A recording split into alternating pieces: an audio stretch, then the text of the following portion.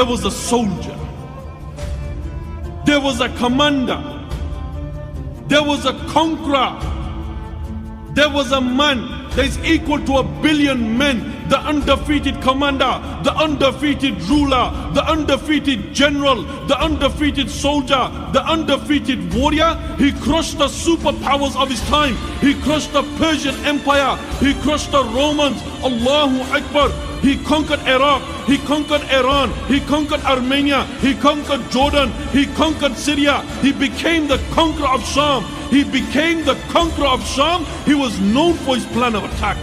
He was known for his ploy.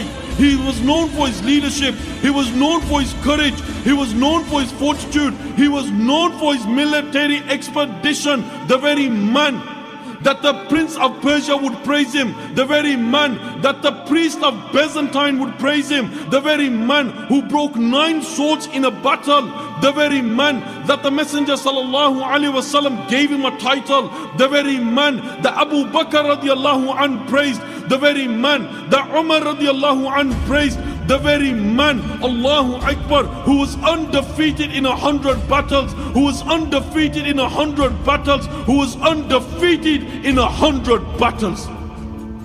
This is why the Prophet ﷺ said that do not say anything about Khalid bin Walid. Why? Because he's a sword from the swords of Allah Azza wa Jalla.